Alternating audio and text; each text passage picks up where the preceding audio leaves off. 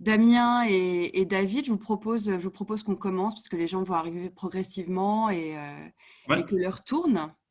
Donc, oui. en tout cas, je voulais vous accueillir tous, vous rappeler que c'est notre premier petit déjeuner, qu'on est ravis de lancer cette série de petits déjeuners, que c'est vraiment censé être un moment pendant lequel on va se connaître, découvrir l'expertise ou l'activité des uns et des Mm. autres, et voilà, que notre objectif en organisant ces petits déjeuners qui ont vocation à devenir des petits déjeuners en présentiel.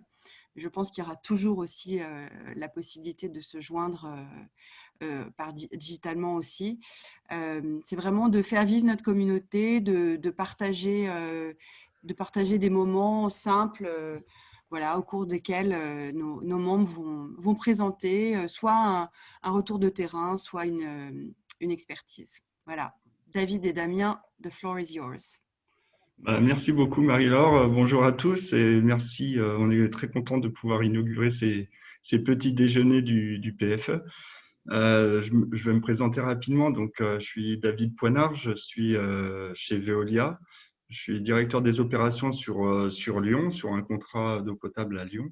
Et je suis aussi volontaire à la Fondation Veolia et depuis peu président du groupe WASH, crise et fragilité du PFE. Damien, je te laisse te présenter aussi. Bonjour à toutes et à tous, je suis Damien Machuel. Ça fait 5 ans que je suis à la Fondation Veolia en tant que permanent. Aujourd'hui, je suis responsable des opérations.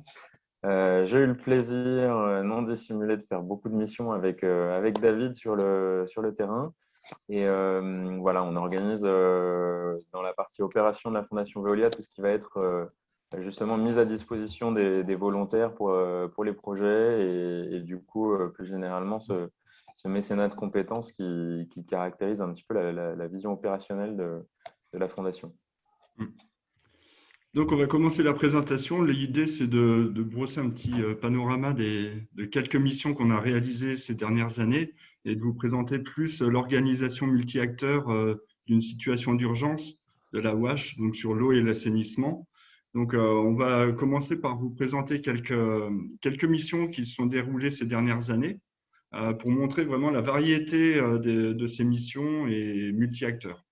Donc, en 2015, par exemple, on a pu faire une mission d'évaluation pour un camp de réfugiés proche de Mossoul, donc dans le Kurdistan irakien. C'était un camp de 15 000 réfugiés. La particularité, c'est qu'il s'est construit en 3 mois. Et donc, les autorités locales ont fait appel au MAE pour venir faire un audit. Donc, on est parti avec un petit groupe, hein, finalement. J'étais seul sur la partie eau et assainissement. J'étais accompagné donc d'électriciens sans frontières, d'un médecin et d'un psychologue. Et donc, le camp s'est monté en 3 mois, donc très rapidement. Et malheureusement, il y avait beaucoup de malfaçons sur ce camp. Et par exemple, l'endroit où l'eau était la moins bonne, la moins potable, c'était dans le centre de santé, puisqu'ils avaient mis une cuve, mais qui malheureusement n'était pas traitée, et c'était pas du tout de l'eau potable, c'était un bouillon de culture. Donc, on a pu relever beaucoup d'anomalies et les corriger. Et derrière, il y a eu pas mal de missions qui ont pu être enchaînées pour améliorer les conditions de vie de ces réfugiés. Une autre mission, donc en 2016, le séisme en Équateur, un séisme d'une magnitude de 7,8. Donc en 45 secondes, tout est détruit. C'est assez impressionnant à voir. Il n'y a plus d'eau, le réseau est aussi cassé. Donc les autorités locales ont demandé l'aide internationale.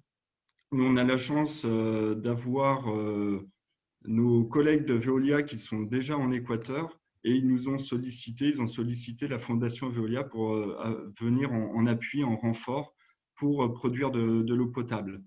On y a été également avec le MAE, avec la protection civile et il y avait pas mal d'acteurs qui étaient vraiment sur tout le pays. On y reviendra. En septembre 2017, l'ouragan à Saint-Martin, l'ouragan Irma, catégorie 5, là, c'est une mission vraiment très particulière puisqu'on est en France. On était également Veolia sur le contrat de délégation de service public. Toute l'île a été complètement rasée, y compris les maisons et les branchements qui étaient aériens, ce qui fait que même le réseau d'eau potable, les réseaux enterrés ont subi énormément de casses. Donc, très rapidement, on a pu intervenir avec la Croix-Rouge pour mettre des zones de distribution dans les différents quartiers. Donc, c'était un partenariat Fondation et Croix-Rouge. Et on en reparlera puisque la deuxième particularité de cette île, c'est c'est une île sèche. Il n'y a pas d'eau douce sur place. Donc, le traitement de l'eau potable, c'est avec du dessalement. Sauf que le dessalement, les techniques de dessalement de l'eau de mer sont un peu plus complexes que pour de l'eau douce. Et on a dû faire venir via un container, via un Antonov, les immenses avions. On a dû faire venir donc une usine complète de traitement d'eau de mer qui venait de Madrid, d'Espagne.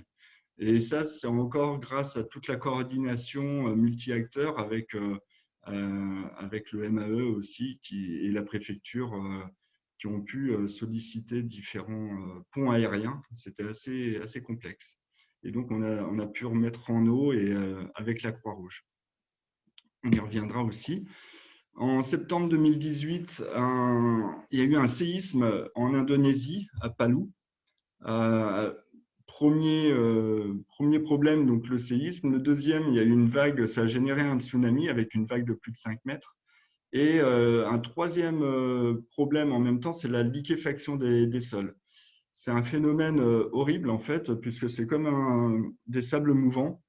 La liquéfaction des sols, donc ça porte bien son nom, le tremblement de terre génère des tremblements avec une remontée d'eau par capillarité et les sols se liquéfient sur de très grandes superficies et ce sont des quartiers entiers qui sont ensevelis directement dans le sol et donc avec les personnes qui sont à l'intérieur, bien entendu.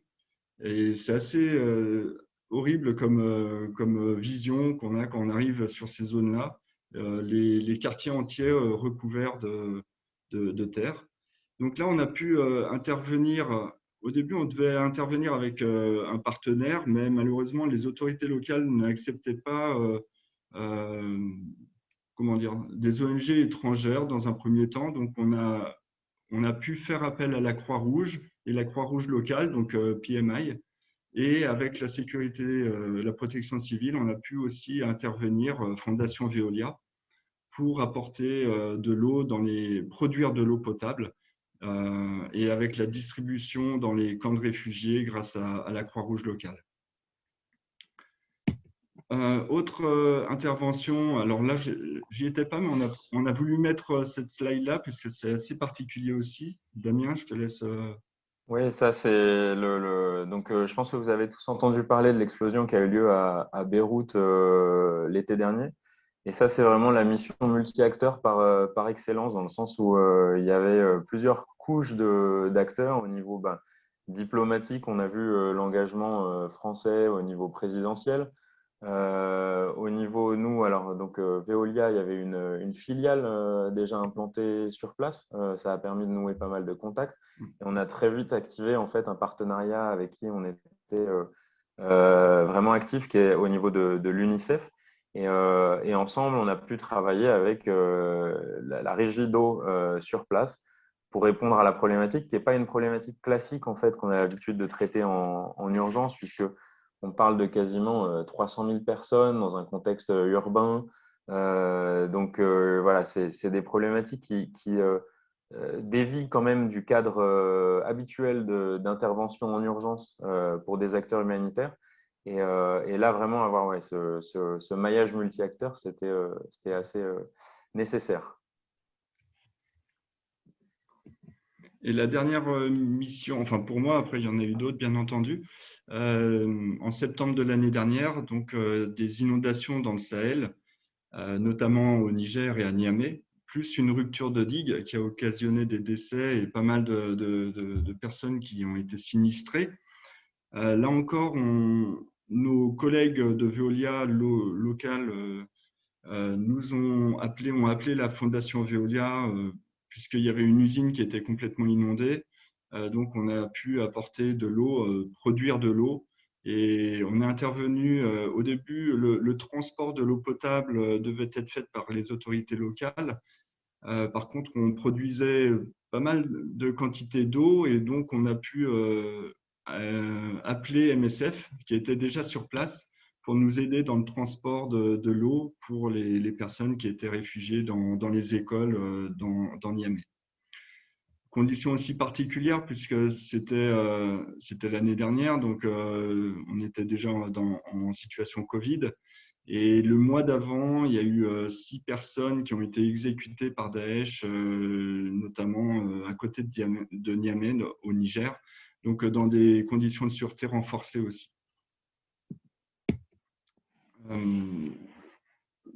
Damien, je te laisse. Ouais. Oui, alors ça c'est juste une petite vue sur les dernières années de mission. En fait, l'objectif c'était de montrer que finalement on se retrouve avec 3 types de missions terrain, hein, j'entends au niveau de la Fondation Veolia. Aujourd'hui, on parlera plus d'urgence puisque c'est ce dont il est question dans le groupe de travail crise et fragilité. Mais voilà, donc on a un certain nombre de missions de réponse directe à des catastrophes naturelles ou déplacements de population, par exemple suite à des conflits armés. Un certain nombre de missions de développement qui sont plus de l'appui en expertise technique, qui s'inscrit dans le long terme. En fait, c'est souvent des missions d'urgence qui finissent par devenir des urgences peut-être protractées et qui nécessitent après des réponses plus structurelles que ponctuelles. Et donc, on est rapidement amené à travailler avec nos partenaires plus sur le long terme. Et également des missions, et notamment grâce à un partenariat avec Médecins sans frontières, où on travaille vraiment sur, là pour le coup, de la validation de prototypes, et qui est vraiment l'objectif de valider un certain nombre de développements qu'on peut faire en interne au niveau de la Fondation Veolia sur le terrain et voir dans quelle mesure ça permet de répondre aux problématiques, que ce soit en contexte de temps court de l'urgence ou temps un petit peu plus long du développement, même si l'urgence-développement fait toujours débat, il faut le rappeler. Un petit message sur la Fondation Veolia. Elle a été créée en 2004 avec pour objectif finalement de rassembler les initiatives à la fois de mécénat financier mais de mécénat de compétences qui émergeaient au sein du groupe Veolia. Donc pas uniquement sur l'eau mais sur l'assainissement, sur les déchets. Voilà, et aujourd'hui, c'est 8 permanents qui travaillent sur 3 domaines d'intervention. Il y a un domaine qui se situe plus au niveau du territoire français, qui est l'accompagnement social en fait à travers l'emploi. C'est les chantiers d'insertion professionnelle, c'est raccrocher les wagons en fait, hein, finalement, avec le travail au cœur de cette dynamique.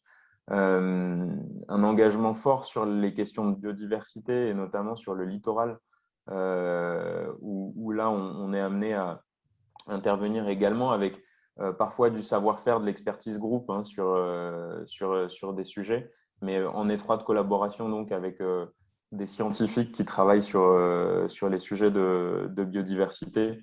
Je prends pour exemple souvent la goélette Tara qui depuis plus de 10 ans analyse les mers et maintenant rivières du monde sur l'état de santé en fait des milieux, ou également par exemple des programmes de développement de récifs coralliens artificiels sur lesquels on travaille. Et donc ce dont il est plus sujet aujourd'hui évidemment, donc c'est les questions d'urgence humanitaire et d'aide au développement, où là on va pouvoir mobiliser très vite en fait l'expertise cœur du groupe Veolia, puisque ces services essentiels d'eau, d'assainissement, de déchets, c'est des enjeux qui sont prégnants dès le début d'une urgence et par la suite également pour les populations impactées.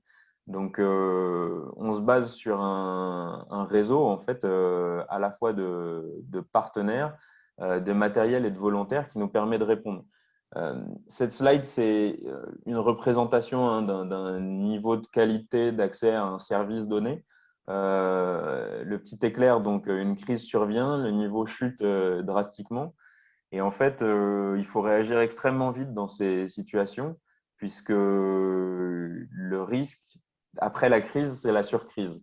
Le manque d'accès à des infrastructures d'eau, d'assainissement, c'est des risques d'épidémie. Et donc, dans un contexte de déplacement de population, voilà, on est tous devenus épidémiologistes de toute façon depuis un an. Donc, j'ai rien à expliquer sur, sur les logiques de propagation épidémique, mais voilà, vous imaginez bien sûr les problèmes. Et donc, voilà, la plus-value, en fait, ce que propose la Fondation Veolia, qui est vraiment, qui a choisi d'avoir une visée opérationnelle, en fait, dans son approche, c'est à la fois d'avoir des partenaires qui nous sollicitent lors d'urgence, mais des partenariats logistiques aussi pour permettre la fluidité du transport et du matériel qui est pensé pour le transport et pour les situations de terrain. Et en fait, ce qu'on a fait, c'est vraiment qu'on a développé on a transposé un savoir-faire métier de nos connaissances de traitement d'eau vers le terrain. Et après, derrière, évidemment, un réseau de volontaires qui sont donc formés et mobilisables en moins de 24 heures. Là, je fais un clin d'œil à David qui racontera une petite anecdote justement sur le sujet juste après. Et donc, après cette phase d'urgence, l'idée, en fait, finalement, et même pendant cette phase d'urgence, c'est d'avoir tout de suite une vision un petit peu plus moyen terme, en fait, et de voir dans quelle mesure est-ce qu'on peut retrouver rapidement, certes, puisque c'est l'importance de l'urgence, mais durablement une qualité de service. Et on en parlera tout à l'heure, hein, il y a certaines interventions qui sont assez complexes et donc nécessitent tout de suite des réponses infrastructurelles, des questions de priorisation des actions, pour la mise en sécurité en fait, des dispositifs. Et donc, cette vision un petit peu post-urgence, je pense que les volontaires qu'on déploie sur le terrain, c'est le savoir-faire métier qu'ils ont, puisque ce sont des professionnels souvent de réseaux d'eau qui sont plutôt urbains. Et donc, ils vont avoir voilà, cette méthode et cette approche et je pense que c'est ça qui est intéressant à intégrer tout de suite directement à la suite de l'urgence. Voilà, un petit mot sur les partenaires. En gros, 3 types de partenariats nous lient, mais là-dedans, il n'y a pas le PFE qui devrait être en filigrane peut-être de cette slide. Mais oui, effectivement, voilà, des partenariats au niveau gouvernemental. Donc, le ministère des Affaires étrangères, tu l'as souvent évoqué, David. Mais pas mal de partenariats au niveau onusien également. On est stand-by partner de l'UNICEF. On travaille également avec le HCR. On a là des nouveaux liens qui sont en train de se créer avec l'OMS.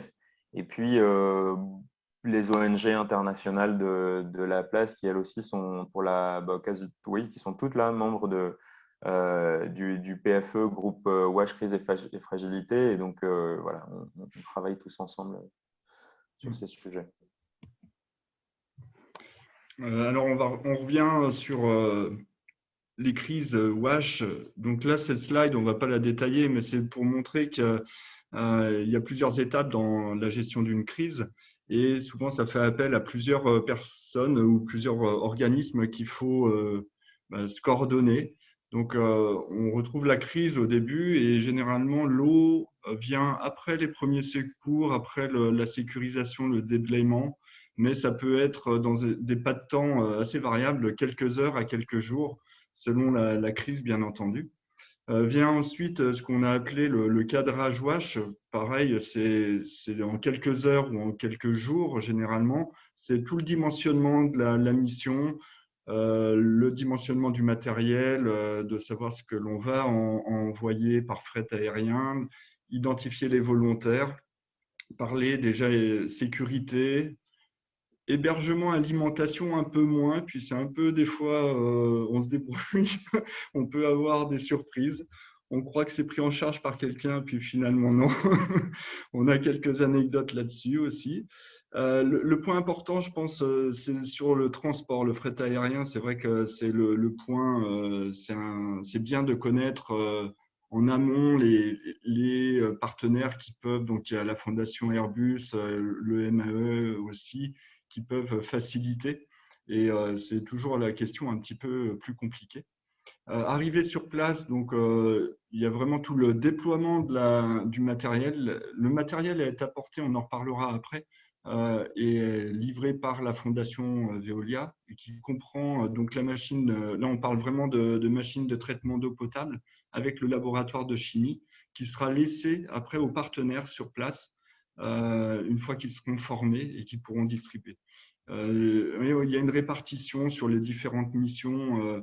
Donc, l'approvisionnement, généralement, est du chlore et du carburant. Ce sont les seules choses que l'on a besoin quand on part en mission qui seront apportées par le partenaire. Le reste, normalement, on est plutôt autonome, même si ça nécessite quand même une bonne coordination entre tous. On n'arrive pas dans un pays comme ça même si c'est pour aider. Il y a il y a vraiment le cluster.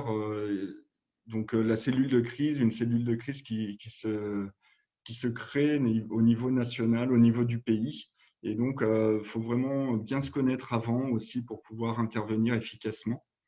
La production d'eau est réalisée par le partenaire, mais après, il y a aussi le transport de l'eau potable. Là encore, il faut trouver des camions, donc ça peut être réalisé par les autorités locales. Et l'idée, c'est on transporte de l'eau potable, donc il y a un vrai enjeu sur la qualité de l'eau pour, comme disait Damien, ne pas générer une surcrise, une épidémie par exemple, ou d'autres problèmes. Et à la fin, il y a aussi tout ce qui est sortie de crise. C'est un point important qu'il faut essayer d'anticiper au plus tôt pour être d'accord avec les autorités locales et avec le partenaire pour savoir quand est-ce qu'on s'arrête, jusqu'où. Et là aussi, ça nécessite de l'organisation et de la communication entre tous. La coordination, c'est vraiment le clé d'une bonne mission. Voilà, j'en dirai pas plus, mais on pourra revenir sur les questions.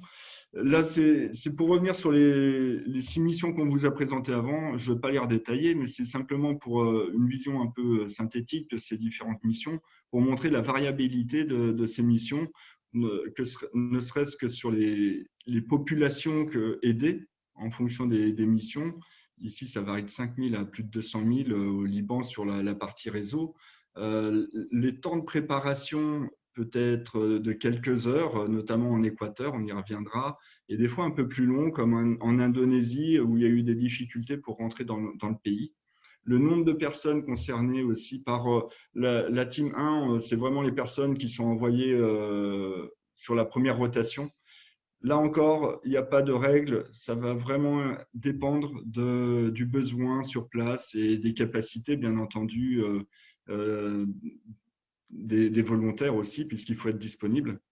Le matériel aussi, ça peut varier, et ainsi que les durées de mission.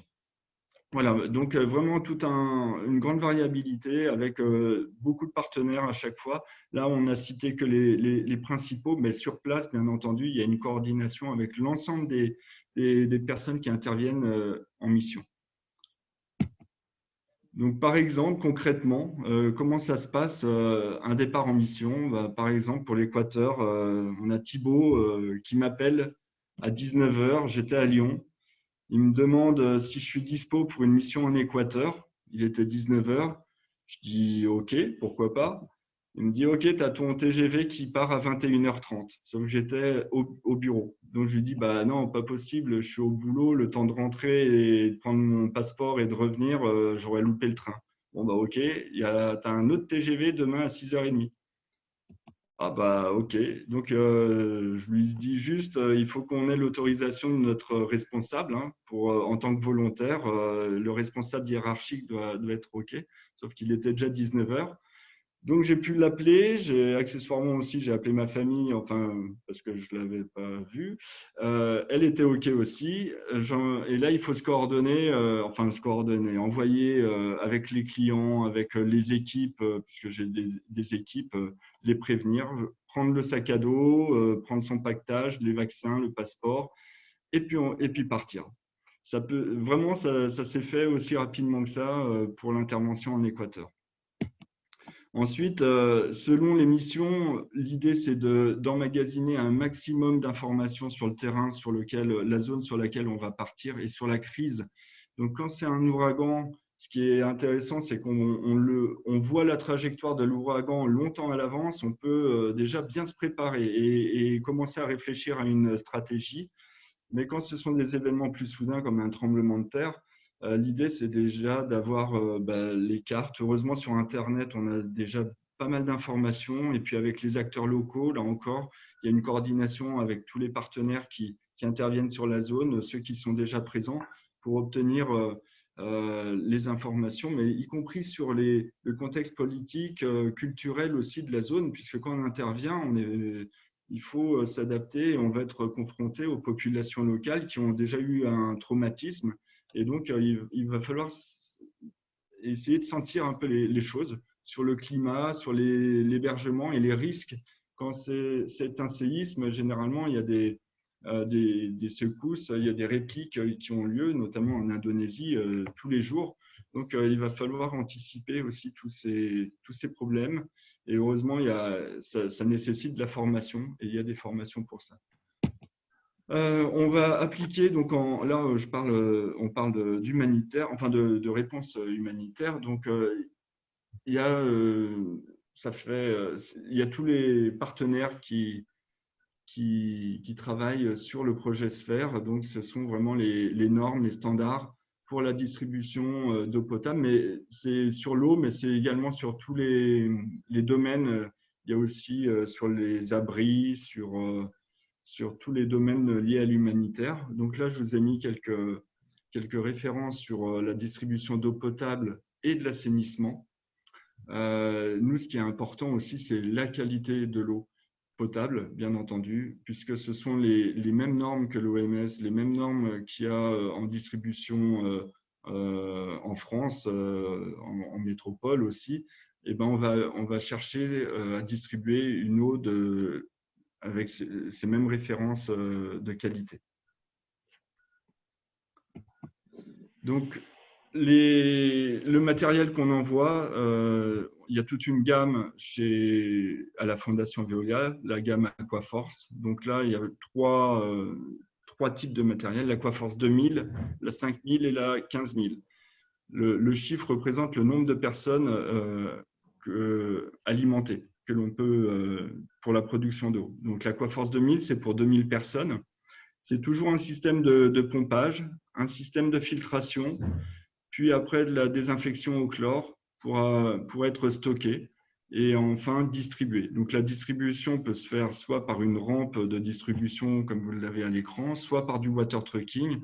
Donc les camions viennent chercher l'eau et viennent distribuer l'eau dans les camps de réfugiés sur des points de livraison bien spécifiques.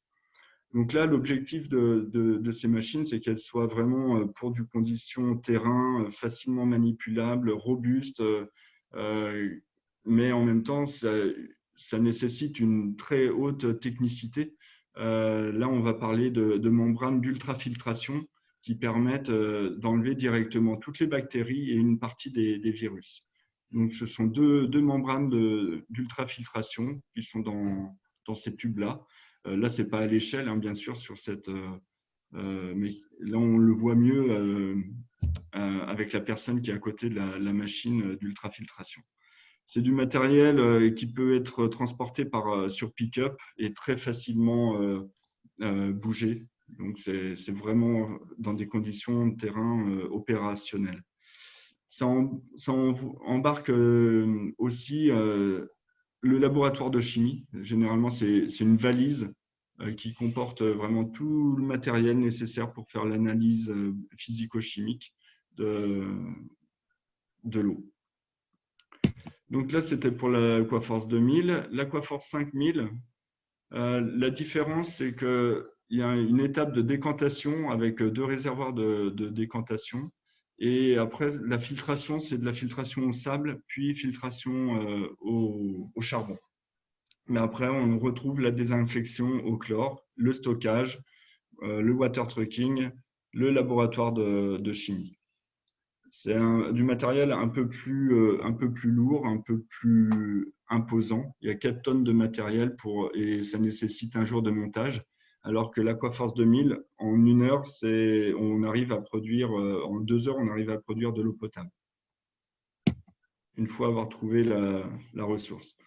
Et l'Aquaforce 15000, la dernière née, là, on monte en gamme aussi. C'est le même système que l'Aquaforce 2000 avec des membranes d'ultrafiltration, sauf qu'il y en a beaucoup plus. Et elle peut également être découpée en deux, c'est-à-dire 2 rampes de 7500 pour donc à chaque fois 7500 personnes ou 15 000 si on les monte en parallèle comme sur le dessin.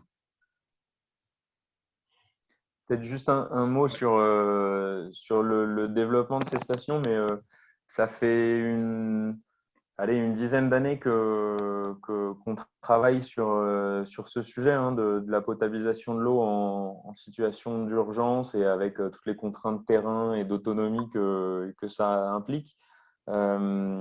L'idée, c'était vraiment de partir du constat que le niveau de traitement de l'eau utilisé n'était pas optimal et en fait de constater également que tout ce qui existait sur le marché n'était pas adapté aux problématiques terrain des humanitaires.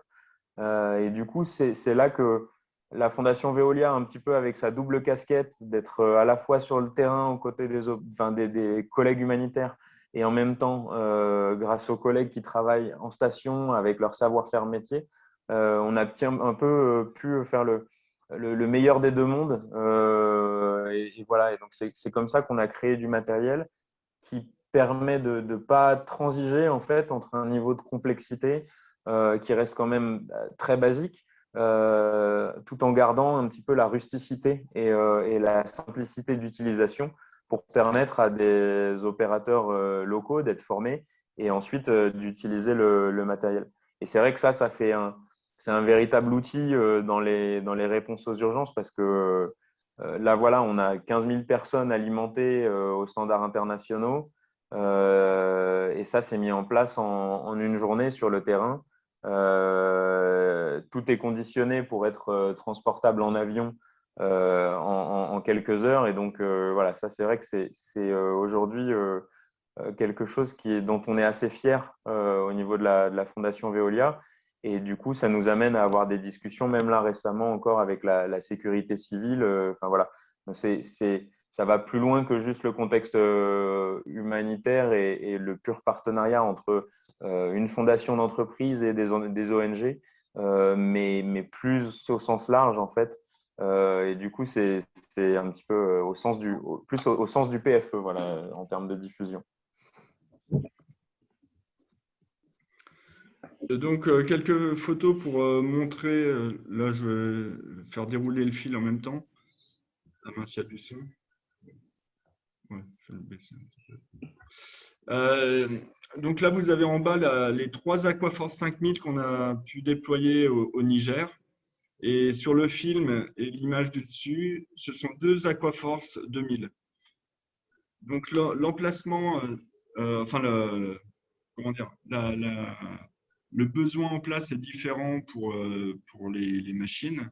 Et le rôle du partenaire et de la fondation, c'est d'identifier le site qui va permettre justement de créer cette usine de production d'eau potable en condition, puisque là, elles vont rester pendant plusieurs mois généralement. Donc, il ne faut pas trop se couper non plus. Et on voit que, par exemple, sur les 3 Aquaforce, ça rentre au chausse-pied, puisque c'était une route inondée. Et on a vraiment trouvé ce site. Ça tient avec la petite zone de retournement pour les camions. Donc, c'était parfait. Mais c'est tout ça anticipé aussi sur le terrain grâce aux acteurs locaux aussi et aux partenaires qui sont sur place, qui connaissent bien les zones d'intervention. Donc, on a parlé du montage. C'est variable, le temps de montage est variable. On le fait toujours avec le partenaire puisque le matériel, généralement, est laissé aussi au partenaire sur place en quittant la mission. Donc, il faut qu'ils sachent le monter et le démonter et le reconditionner aussi. Donc là, vous pouvez voir la taille des installations aussi. Vous avez ici, en haut à gauche, les Aquaforce et d'ailleurs en haut aussi à droite. La formation, très importante, hein, on en a parlé, mais on produit de l'eau potable. Donc, il y a sur site, on reforme à chaque fois les partenaires ou les personnes qui vont intervenir. L'idée étant de ne pas générer une surcrise et donc de délivrer vraiment de l'eau potable aux standards internationaux, que ce soit sur la mécanique, le fonctionnement des machines, mais aussi sur justement le côté chimie et puis aussi le côté organisation de la crise, gestion. On participe. Après, généralement, ils savent faire, les partenaires aussi ou les autorités locales, mais on peut être amené à porter quelques conseils aussi. Et c'est plus un échange sur site en fonction de la crise. Production et sécurité, encore une fois, quand on part dans des conditions un peu complexes, un peu compliquées, il ne faut pas d'accident, sinon c'est fin de mission et là, ça génère une surcrise, même pour les personnes, les bénéficiaires. Donc, il faut vraiment être vigilant sur la partie sécurité. Ça paraît être une évidence, mais il faut vraiment, c'est un point qu'il faut travailler constamment et revenir dessus. Et des fois, on peut être confronté à des choses qu'on n'avait pas prévues. Je me rappelle à Saint-Martin avec l'ouragan Irma. Beaucoup de personnes étaient parties de l'île, très bien, mais beaucoup de personnes ont des chiens sur l'île et ils avaient laissé leurs chiens sur place. Et malheureusement, ce sont plutôt des pitbulls qu'il y a sur cette île. Et généralement, après l'ouragan, ils n'avaient pas mangé depuis 15 jours, ce qui fait qu'il y avait pas mal de chiens un peu affamés dans les rues. Et c'était assez… ce problème-là, on a dû trouver des collègues plusieurs fois qui étaient montés sur des toits de voiture ou dans des arbres pour venir les aider, puisqu'il y avait les chiens qui étaient autour. Donc voilà, tous ces points-là, il faut les prendre en compte, briefer les personnes, et c'est vraiment un point essentiel aussi. La distribution de l'eau, je regarde l'heure, c'est bon. Distribution de l'eau potable, bon, c'est vraiment notre objectif, qu'elle soit potable. Et pour montrer le meilleur test, finalement, la première eau qui sort, ce sont les volontaires qui la boivent. Pour montrer, pour rassurer la population, puisque tout le monde attend d'eau. Mais au début, quand on voit les machines et quand on voit l'eau brute, l'eau de ressources, généralement, tout le monde est un peu inquiet. Heureusement, donc les volontaires sont les premiers à boire de l'eau. En plus, généralement, on a très soif à ces moments-là. Et après, par contre, il y a tout le circuit de distribution qu'il faut gérer aussi. Et là, ce sont vraiment les partenaires et les autorités locales qui prennent le relais sur ce point-là. Enfin, l'objectif, c'est d'apporter des sourires aussi. Et c'est quand même les points forts d'une mission. Ce sont toutes ces personnes rencontrées, toute cette organisation, mais aussi tous les enfants, les bénéficiaires. Et ça, c'est vraiment le point qu'on n'oublie jamais quand on part en mission. Et c'est vraiment l'objectif aussi d'une mission réussie. Voilà. Très rapidement, je vais parvenir sur tout le déroulé d'une mission. Le point important, pour résumer, c'est surtout de bien communiquer, de se coordonner, de participer aux cellules de crise entre acteurs. Donc, généralement, sur place, il y a la presse, il y a aussi il faut faire aussi de la communication. Donc, les messages doivent être portés entre tous les et alignés entre tous les partenaires. Quand on intervient, c'est l'action de la France finalement sur le terrain. On est les acteurs français, on est vu comme la France, que ce soit Croix-Rouge, MSF, ACF ou autres. On intervient en tant que… Ce sont les Français. Voilà, c'est l'eau produite par les Français. Donc, on est tous solidaires sur ce moment-là. Il faut être exemplaire. Enfin, les risques d'aujourd'hui, on a parlé des catastrophes naturelles, des conflits armés, on a l'émergence de nouveaux risques, on le voit avec les épidémies, le risque industriel à Beyrouth avec l'explosion de nitrate d'ammonium. Il y a des pollutions qui peuvent arriver, des crises économiques, même des cyberattaques. on se rend compte, on a le sentiment qu'elles sont de plus en plus fréquentes et de plus en plus intenses, en tout cas sur les catastrophes naturelles avec le changement climatique, que ce soit à l'international et en France. Il y a un vrai besoin et il faut vraiment bien se préparer pour la suite. Donc, comment faire, que faire? C'est de bien se préparer. La gestion de crise, elle se professionnalise. Il faut qu'elle se professionnalise aussi, c'est-à-dire plus de formation, des compétences aussi. On en a parlé des fois, des technicités de la recherche de fuite, par exemple, en situation urbaine. Donc, ce sont des compétences assez spécifiques. Il faut de l'expérience, des retours d'expérience aussi. Travailler sur le matériel, la technique et bien entendu sur l'organisation multi-acteurs, d'où le rôle du PFE. Enfin, vraiment, ça c'est essentiel et c'est vraiment très important de pouvoir se connaître, de partager ces moments-là. On peut aussi améliorer en se testant, en réalisant des simulations de crise. On le fait chez Veolia, mais avec d'autres partenaires, on pourrait aller encore plus loin, faire des retours d'expérience. Et on a besoin de tous, de tout le monde, que ce soit les politiques, les ONG, les associations, les professionnels de l'urgence, de tout le monde. Tout le monde peut contribuer et doit se préparer. L'idée, c'est d'apprendre à se connaître, d'avoir confiance les uns avec les autres. C'est un facteur essentiel pour la réussite de la gestion de crise pour demain. Donc, je reviens très rapidement. Donc, on voit l'émergence de nouvelles crises en milieu hyperurbain, avec du dessalement. Là, on peut travailler sur ses compétences techniques et sur ses compétences humaines en situation de crise. Quand on intervient, quand une crise, c'est toujours multi-acteurs. C'est rarement, sinon c'est plus la même crise, quoi. Là, on parle vraiment de crise d'ultime secours, d'où la force et le rôle du PFE. Et je reviens là-dessus, à l'international, on est vraiment vu. Ah, j'ai été viré, non? Ah non? Non. Ah ouais, bon, c'est bon. On est vu et reconnu comme la France, donc c'est important d'être efficace. Et ce qu'on propose, enfin avec la Fondation, on continue à travailler, à essayer de s'améliorer sur la préparation en amont d'une crise, la coordination en situation de crise, le qui fait quoi, où. Et là, c'est toujours intéressant avec les partenaires de la Fondation de savoir dans quelle zone d'intervention ils se trouvent, avec quelles compétences, de se former en amont. Bien penser à la sortie de crise individuelle, mais aussi multi-acteurs. On l'a vu, nous en Indonésie, on a pu faire une sortie de crise assez intéressante avec le MAE, avec la protection civile. Toujours le travail sur ces zones particulières qu'il faut anticiper, je ne reviens pas dessus. Et enfin, la sécurité des volontaires en zone d'intervention, surtout dans les zones rouges, les zones en conflit armé.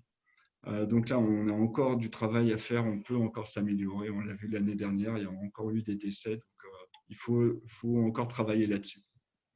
Voilà, on en a terminé pour cette présentation. Je regarde l'heure, il est 35. Ça va, on a tenu dans les temps. J'espère que Non, son était bon. Juste un mot, David, sur effectivement, hein, le besoin d'approche hybride.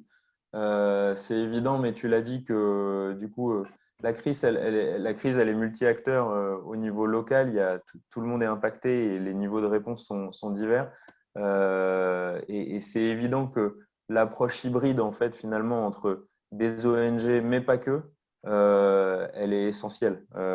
Tu le disais, et donc moi, je pense, par exemple, un acteur qui est peut-être parfois aussi oublié, c'est les réseaux de partenaires de nos volontaires. Je prends juste 2 minutes pour illustrer ce que je dis.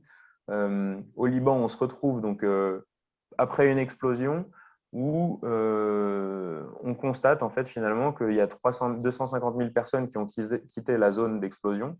Et en fait, on vient identifier que grâce à un partenaire qui fabrique les compteurs, on identifie qu'il y a autant de consommation après l'explosion qu'avant l'explosion, alors que 250 000 personnes sont parties. Et donc, à l'évidence, c'est des fuites. Il faut monter un programme de recherche de fuites. Et donc là, on intervient avec l'UNICEF. Et il y a tout ce maillage qui se monte. Et ça, c'est vraiment issu de professionnels, de fabricants, d'ONG. Et donc, voilà, c'est vrai que cette approche-là, cette complexité-là, on l'a vraiment grâce à ces partenariats et qui sont portés du coup par le PFE. Ouais. On a été pile dans les temps. C'est parfait, c'est parfait. C'était très inspirant. Merci beaucoup pour, pour tous pour tous les participants. Voilà, vous êtes invités à échanger avec David et Damien. Donc, n'hésitez pas si vous avez des remarques, des questions. Je vois que notre président Jean Launay s'est joint à nous et qu'il a levé la main. Donc peut-être que Jean, tu veux dire quelque chose? Oui, bonjour à tous et à toutes. Je voulais remercier Damien et David de leur présentation qui montre bien les savoir-faire métiers dont dispose notre pays. J'avais une question sur l'amont, les décisions d'amont et une question sur la gouvernance de ces opérations de crise dans les pays. J'ai compris que vous y étiez souvent déjà présent, que vous y aviez des partenaires. La question de l'identification du site, elle est, me semble-t-il, relativement aisée. Il faut être au bord d'une rivière, au bord de la mer pour pouvoir avoir de l'eau à traiter et à redistribuer. Mais les étendues de surface sur lesquelles vous avez à intervenir, qui détermine dans les autorités locales ou dans les autorités du pays l'endroit où vous devez vous positionner, où il est plus logique, il semble logique que vous vous positionniez, bref, quels sont les liens avec les États concernés, le degré d'organisation en termes de pompiers, de sécurité civile, je suppose qu'il est différent selon les pays et où est la crise. Qui coordonne tout ça? Y a-t-il, comme en France, des commandants d'opérations de secours? Les liens entre pompiers, sécurité civile locale et vous? Damien, je te laisse. Je fais une première partie de réponse, je te laisse me compléter. La réponse, c'est qu'il n'y a pas de modèle qui s'applique systématiquement. En fait, tout dépend de la place que va souhaiter et va pouvoir prendre l'État dans lequel on intervient. Certains États sont soit très fortement affectés et avec peu de capacité de réponse et vont vraiment laisser la place à la coordination humanitaire qui va définir des objectifs en fonction des besoins des populations affectées et cibler en fait stratégiquement comment mieux répondre et avoir le plus d'impact à l'aune d'une analyse qui comprend les capacités de tous les acteurs. Et donc, c'est ce qu'on évoquait hein, sur le besoin de se coordonner et de se connaître avant de se déployer. Et le deuxième point, un autre exemple, qui a impacté directement David, qui faisait l'aller-retour entre le bureau et chez lui avec son matériel prêt pour partir en mission pendant presque 20 jours, je crois, en Indonésie, où l'armée a souhaité conduire les premières réponses pendant 2 semaines et sans vouloir voir aucune ONG. Et c'est une fois que l'État a pu asseoir sa souveraineté qu'il a été possible d'intervenir là où il estimait qu'il était nécessaire d'intervenir. Donc, tout est dimensionné en fait sur la base des souhaits des États. Je ne sais pas, David, si tu veux peut-être compléter cette réponse. Oui, non, bah, tu as tout dit. Après, le choix du site, ça se fait aussi avec effectivement les autorités locales. On ne peut pas s'installer où on veut, bien entendu, puisqu'on va rester plusieurs mois et ça prend pas mal de place. Il y a les questions de la sécurité. Donc, la connaissance du site, et ce sont les acteurs locaux. Par contre, nous, on va valider quand même, malgré tout, le site, le choix du site en fonction de la qualité d'eau, l'emplacement, le dimensionnement de notre matériel. Donc, c'est vraiment une discussion entre tous, y compris pour le transport après de l'eau. Généralement, on ne va pas s'installer forcément à côté du camp de réfugiés. Nous, ce qui nous importe, c'est d'avoir vraiment une ressource de bonne qualité, de bonne quantité et où on peut organiser la distribution avec du water trucking. Et donc, ça, c'est avec tous les acteurs. Et là, pour le coup, ce sont des discussions généralement en arrivant sur site. il y a toujours une réunion, un cluster, une cellule de crise qui se forme pour déjà apprendre à se connaître très rapidement, dire les objectifs de la mission et nos besoins, leurs besoins et de s'organiser. Et après, bah, on part sur le terrain. Et ce qui est intéressant, là, un petit point, au Niger, on a pu bénéficier d'images drones. Ça peut paraître bling bling de voir là nos installations vues du ciel, mais en fait, c'est très efficace le drone pour identifier en situation d'urgence, pour identifier les sites et de voir s'il n'y a pas des problèmes de pollution en amont et même pour identifier les problèmes qu'on risque de rencontrer et essayer de trouver le meilleur des sites. Merci Merci. beaucoup. Je vois que Madame qui est avec nous depuis le Togo a une question aussi. Ouais. Merci beaucoup. Je ne me suis pas présentée tout à l'heure. Je suis Binouri Brismonou. Je suis française et béninoise. Et là, je suis en mission au Togo. Et moi, j'ai deux questions. La première question, c'est que est-ce que vous avez travaillé avec les personnes de la diaspora, les personnes qui sont originaires de ces pays-là? Est-ce que vous travaillez avec eux déjà en France?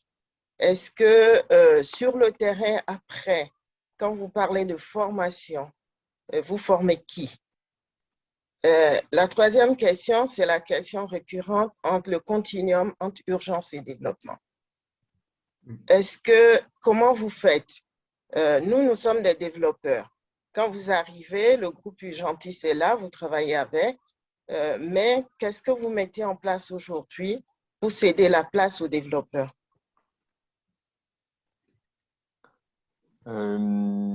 Encore une fois, David, si ça te va, je réponds et puis je te laisse me compléter. Mais sur la question de la diaspora, oui, alors donc là spécifiquement pour les questions de la Fondation Veolia, en fait, un certain nombre de projets sur lesquels on travaille peuvent être remontés par les employés du groupe. Et donc, c'est assez fréquent d'avoir des employés Veolia qui nous font remonter des besoins, qui nous font remonter des initiatives sur lesquelles ils nous proposent de travailler. Après, il y a tout un système d'identification, de sélection et de vote à travers un jury qui va pouvoir décider de les appuyer ou pas. Sur la question de la formation, finalement, en fait, nous, on forme le personnel des ONG internationales avec qui on travaille. Et donc, c'est vraiment dans ce lien et à travers ces partenariats qu'on est amené à former. Eux-mêmes travaillent souvent avec des partenaires locaux et donc nous, on n'est pas exclusif dans notre mission de formation, évidemment, et donc c'est à travers ça, mais c'est vraiment organisé autour de cette relation Fondation Veolia et partenaires opérationnels terrain qu'on travaille. Sur la question du continuum, excusez-moi, je vais vite parce que je vois l'horloge, sur la question du continuum urgence-développement, pour moi, la valeur ajoutée, ce qu'on peut apporter, c'est justement cette vision. David, tu as beaucoup parlé de sortie de crise. La sortie de crise, elle passe par une compréhension en fait, des actions à mener par les développeurs ensuite, mais des actions à prioriser par les urgentistes. Et je pense qu'avoir cette vision technique, hein, on est principalement une fondation avec une vision plutôt technique de par notre expertise métier, c'est justement d'avoir un petit peu la vision long terme dès le départ, parce qu'on sait la problématique au niveau global, et puis un petit peu justement créer tout de suite des ressources. À chaque fois, pour nos partenaires, dès le début, on est capable de produire des rapports de haute qualité au niveau technique sur lesquels, eux, ils vont pouvoir baser un plan de financement, aller chercher des acteurs pour intervenir. Voilà. Et donc, tout ça va se construire, mais avec effectivement ce point de départ qui est un petit peu cette vision holistique de la problématique, en tout cas dès la phase d'urgence. Je ne sais pas si j'ai répondu aux trois volets. Ouais, je voulais juste compléter sur la formation. En France, on forme, on est partenariat avec la Croix-Rouge, donc on forme aussi les ERU au matériel de la Fondation Veolia. Maintenant, il y a aussi Bioforce.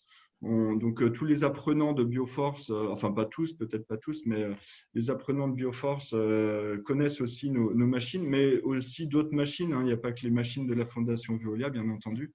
Et après, par contre, sur site, en situation de crise, on va vraiment former les personnes qui vont prendre le relais pour la production en situation de crise, qui n'auront peut-être pas vu les machines non plus. Donc, les temps de formation sur ces machines, c'est d'une journée à plusieurs jours. C'est pour ça qu'on prévoit généralement une semaine pour qu'on puisse donner le relais à ces personnes-là qui sont vraiment le partenaire à qui on laisse le matériel en sortie de crise, enfin, lorsqu'on retourne les volontaires en France. Merci beaucoup, David Merci. et Damien. Madame, puisque vous êtes active à travers votre association et votre plateforme d'association, je voudrais vous inviter à regarder ce que vous les connaissez peut-être, vous êtes déjà peut-être en contact avec eux, hein, mais ce que font plusieurs de nos membres, notamment la Coalition Eau, notamment Wikiwater aussi, qui est un de nos membres, hein, qui a recensé un certain nombre un grand éventail de techniques et j'imagine d'approches aussi. Et voilà, en tout cas, n'hésitez pas à vous rapprocher de nous, ce sera un plaisir.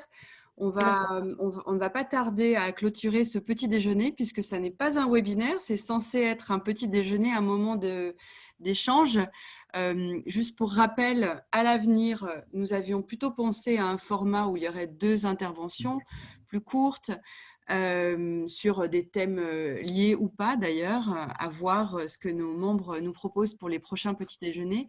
Mais là, on avait une proposition avec la Fondation Veolia avec un nombre d'actions dans des contextes d'urgence extrêmement différents entre catastrophes naturelles et conflits armés. Et voilà, ça nous avait semblé extrêmement intéressant. Merci beaucoup à David et à Damien. Et puis, merci à vous qui vous êtes connectés. C'était le premier. Et on est ravis voilà, on a été une petite trentaine. C'est très bien pour un premier petit déjeuner. Merci beaucoup. N'hésitez pas à nous envoyer votre feedback. Et puis, voilà. On vous attend tous le prochain mardi fin juin. Merci beaucoup. Merci beaucoup. Merci bien. Au revoir. Bon après-midi. Au revoir. Bonne journée. Merci.